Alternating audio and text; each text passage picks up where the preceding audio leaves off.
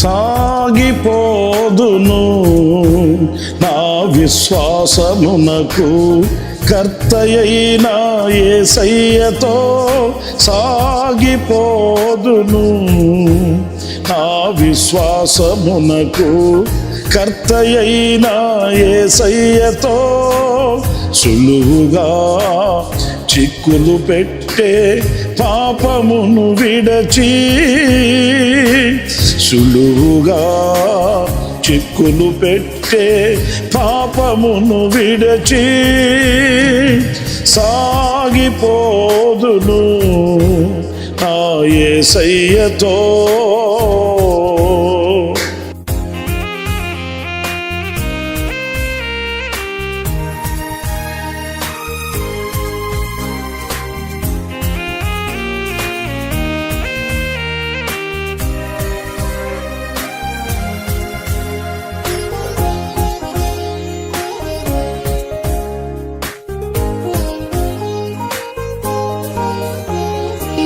ఆత్మీయ బలమును పొందుకొని లౌకిక శక్తులనెదురింతును.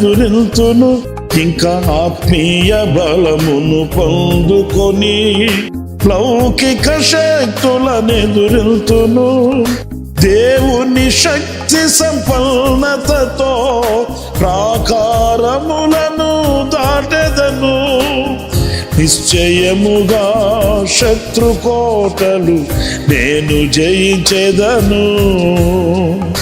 దేవుని శక్తి సంపన్నతతో ప్రాకారములను దాటెదను. నిశ్చయముగా శత్రుకోటలు నేను జయించెదను. సాగిపోదును నా విశ్వాసమునకు కర్తయైన యేసయ్యతో సాగిపోదును నా విశ్వాసమునకు కర్తయైన యేసయ్యతో సులువుగా చిక్కులు పెట్టే పాపమును విడచి సులువుగా చిక్కులు పెట్టే పాపమును విడచి సాగిపోదును నా యేసయ్యతో.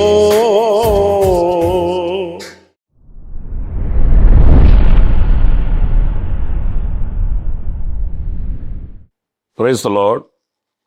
ప్రభు అయిన యేసుక్రీస్తు ప్రశస్త నామములో మీ అందరికీ హృదయపూర్వకమైన వందనాలు తెలియపరుస్తున్నాను. ప్రభు మిమ్మల్ని ఆశీర్వదించి దీవించునుగాక. పురులారా, ఈ పూట పరిశుద్ధ గ్రంథంలో నుంచి ఒక చక్కటి మాట మనం ధ్యానిద్దాం. పరిశుద్ధుడైన పౌలు హెబ్రీ సంఘానికి రాసిన పత్రికలో 12వ అధ్యాయం 2వ వాక్యంలో చక్కటి మాటను ఆయన పొందుపరిచాడు. ఆ మాటని ఈ పూట మనం ధ్యానిద్దాం. మనము కూడా ప్రతి భారమును సులువుగా చిక్కులు పెట్టు పాపమును విడిచిపెట్టి. ప్రియులారా చూడండి, ఇక్కడ విడిచిపెట్టి అనే మాట మనం ధ్యానించినప్పుడు మనం విడవలసినవి కొన్ని మన ఎదుట ఉన్నాయి. ఆ విడిచిపెట్టవలసిన వాటిల్ని విడిచిపెట్టకపోతే అవి మనకు పెనుభూతాలుగా మార్చబడతాయి. అంటే మనకు అవి ముళ్ళుగా మార్చబడతాయి. మనలో ఉన్న నెమ్మదిని, శాంతి, సమాధానాన్ని, లేక దేవుడు మనకిచ్చిన కృపని, ఇవి ఏటిని కూడా మనలో నిలువనివ్వవు. ఏవి విడిచిపెట్టవలసినవి విడిచిపెట్టకపోతే. కనుక చాలా జాగరూకులమై మనం విడిచిపెట్టవలసిన వాటిల్ని మనం తక్షణమే గుర్తించి వాటిని మనం విడిచిపెట్టాలి. అది మనకు ఆశీర్వాదకరంగా ఉంటుంది అనే విషయాన్ని మనం గ్రహించాలి. ఇక్కడ ప్రతి భారమును సులువుగా చిక్కులు పెట్టు పాపము. దీని పర్యవసానం ఏంటి అనంటే, సులువుగా చిక్కులు పెట్టేది, భారాన్ని మోపేది. బ్రతుకుతూనే ఉంటాము, ఆ భారం ఏంటో మనకు తెలియదు. జీవిస్తూనే ఉంటామో ఆ భారభరితమైన బ్రతుకుని ఈడ్చుకుని వెళుతున్నట్టుగా ఉంటుంది. నెమ్మది లేక, సంతోషం లేక, ప్రశాంతత లేక. చాలామంది చెప్తుంటారండి, మాకు తక్కువేం లేదండి, ఆస్తులు ఉన్నాయి, ఉద్యోగాలు ఉన్నాయి, పదవులు ఉన్నాయి, కానీ ఎందుకో తెలియని ఒక ఆందోళన, ఆ కలవరం, ఆ భారం అర్థం కావట్లేదండి, మనసు శాంతిగా ఉండట్లేదండి, ప్రశాంతత ఉండట్లేదండి, అలా చెప్తుంటారండి. అంత మాత్రమే కాదు, సులువుగా చిక్కులు పెడుతుంది. సమస్యల వలయాలలో ఎందుకు నలిగిపోవలసి వస్తుంది? వీటన్నిటికీ అర్థాలు కనిపించవండి. ఎందుకంటే అది పాపము యొక్క స్వభావం. పాపం అంటే ఏంటి? ఆజ్ఞ అతిక్రమమే పాపం. మరోలా మనం ఏదో గొప్పగా ఆలోచించాల్సిన అవసరం ఏం లేదు. దేవుడిచ్చిన ఆజ్ఞను అతిక్రమించడమే పాపం. ఈ పాపం మన హృదయంలో నిలిచి ఉన్నప్పుడు ఈ సులువుగా చిక్కులు పెట్టే ఈ అనుభవాలు, ఈ భారమైన అనుభవాలు మనల్ని వేధిస్తూ ఉంటాయి. అందుకే ఈ పాపాన్ని పరిహరింపడానికి, ఈ పాపాన్ని మన యొద్ద నుంచి తీసివేయడానికి యేసుక్రీస్తు శరీరధారిగా లోకానికి దిగి వచ్చాడు. ఎందుకు ఆయన శరీరధారిగా లోకానికి దిగి రావాల్సి వచ్చింది అనంటే, ఏదో ఆయన గొప్పవాడుగా పరిగణించుకొని, లేకపోతే 4 రోడ్ల సెంటర్లో శిలలాగా మారిపోవాలని, లేకపోతే ఏదో ఒక భవంతి కట్టి పేరు ఇలాంటి వాటి కొరకు కాదండి. యేసుక్రీస్తు లోకానికి వచ్చింది ఎందుకు అనంటే పాపాన్ని పరిహరింపడానికి, పాపాన్ని తీసివేయడానికి, మనలో ఉన్న ఆ అవిధేయతని, ఆ పాపాన్ని కుంగిటేళ్లతో కూడా పెగలించి ఆ పాపాన్ని మనకు దూరం చేయాలని యేసుక్రీస్తు లోకానికి వచ్చాడు. ఆయన రక్తం కార్చాడు, ఆయన మన కొరకై బలి అయిపోయాడు. కానీ ఆశ్చర్యమైన సంగతి ఏంటంటే, మనము ఆ పాపాన్ని విడవలేదనుకోండి, ఆయన రక్తం కార్చి మన కొరకై దెబ్బలు తిని, మన కొరకై బలి అయిపోయి ఆ ఆశీర్వాదాన్ని మనం పోగొట్టుకున్నట్టే కదా, ఆ విడుదలను మనం పోగొట్టుకున్నట్టే కదా. మనము విడవాలి, మనం విడిచిపెట్టాలి ఆ పాపాన్ని, మనం గుర్తించగలగాలి.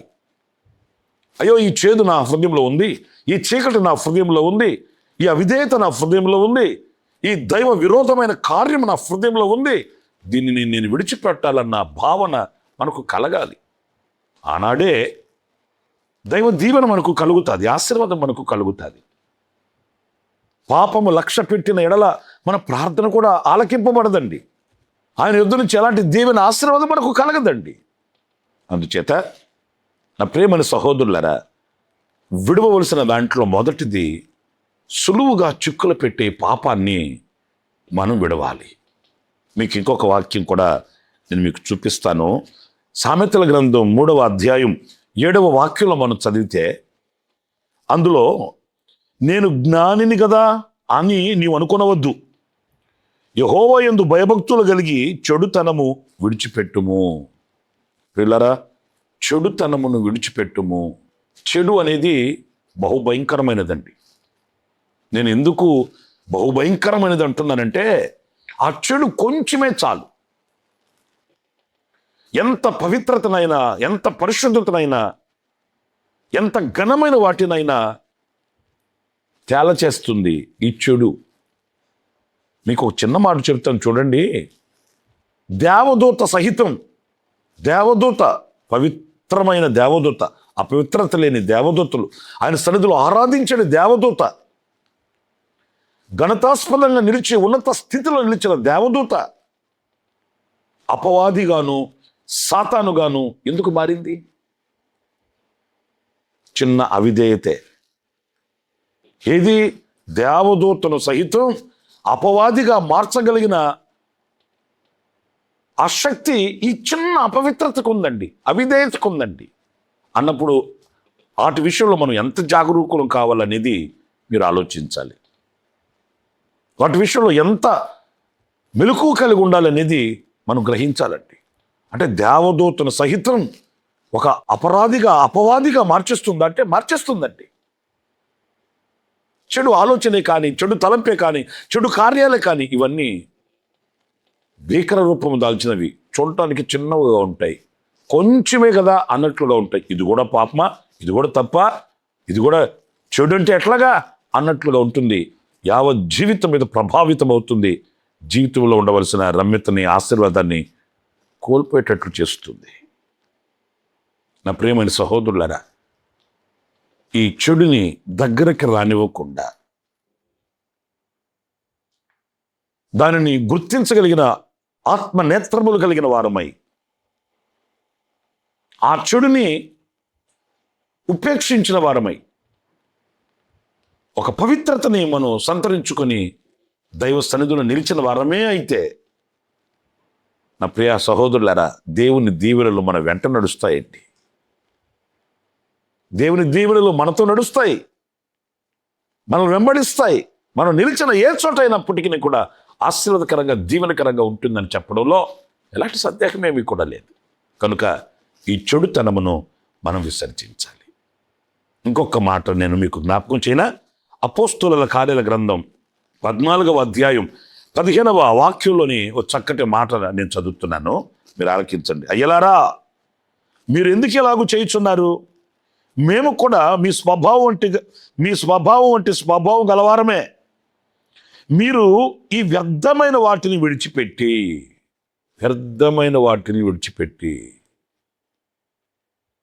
ఆలోచిస్తున్నారండి.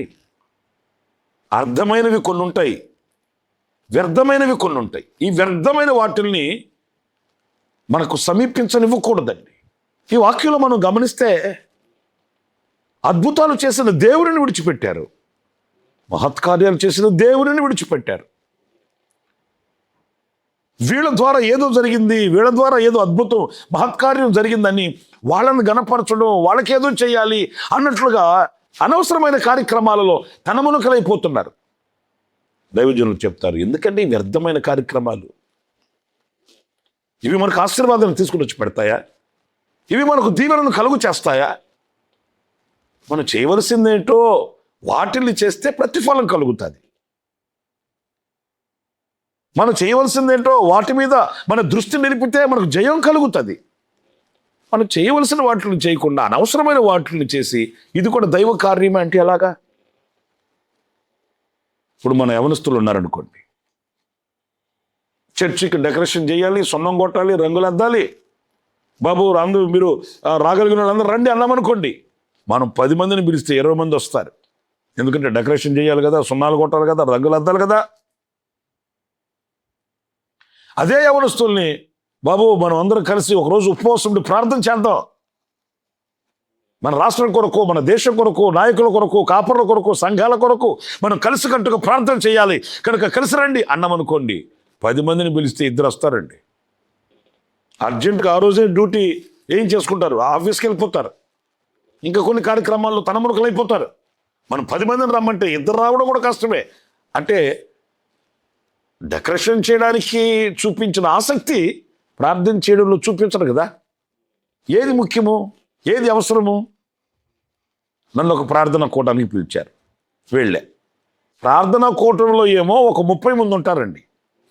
ఆ 30 మందిని చూసి, సరే ఈ ప్రాంతంలో ఇంతమంది వస్తారేమోలే అనుకొని నేను కూడా సంబరపడ్డాను. ఆశ్చర్యమైన సంగతి ఏంటంటే, ఒక తెరగట్టి అటువైపున వంటల కార్యక్రమాలు చేస్తున్నారు. ఏది వచ్చిన వాళ్ళకి వంట కార్యక్రమాలు. ప్రార్థనా కూటంలో ఒక 30 మంది ఉంటే ఆ వంటల కార్యక్రమం దగ్గర చూస్తే ఇంచుమించు ఒక 50 మంది ఉంటారండి. ముచ్చట్లు వేసుకొని మాట్లాడుకుంటూ ఇక ఒక 50 మంది కూర్చున్నాను. నాకు ఆశ్చర్యం అనిపించింది. ప్రార్థన కూడిక ఇక్కడ అక్కడ ఏది అవసరం? భోజనాలు అవసరం లేదని నేను చెప్పట్లే, అంతమంది అవసరమా అంటే వాళ్ళ ఆసక్తి అక్కడ ఆ పని చేయడానికి, వంట కార్యక్రమాలు చేయడానికి అయితే వెళ్తారు, కానీ ప్రార్థనలో కూర్చోమంటే కూర్చోరే. ఆ పని ఉంది, ఈ పని ఉంది, లేకపోయినా పని కల్పించుకుంటారు. అంటే వ్యర్థమైన వాటి మీదకి మన మనసు వెళ్ళిపోతుంటుందండి. అది ఆశీర్వాదం కాదు, దీవెన కాదు. ఈ వ్యర్థమైన వాటిల్ని మనం వివేచించి విడిచిపెట్టకపోతే మనం అజ్ఞానులం అయిపోతాము. సమయాన్ని గుర్తించలేము, దైవ ప్రణాళికను గుర్తించలేము, దైవ చిత్తాన్ని గుర్తించలేము, దేవుని ఉద్దేశాన్ని గుర్తించలేము. శ్రేష్టమైన వాటిని పోగొట్టుకుంటాము, అల్పమైన వాటిని సంపాదించుకుంటాము. నా ప్రియమైన సహోదరులారా, ఈ వ్యర్థమైన వాటిని మనం విడిచిపెట్టాలని దేవుడి వాక్యం చెప్తుంది.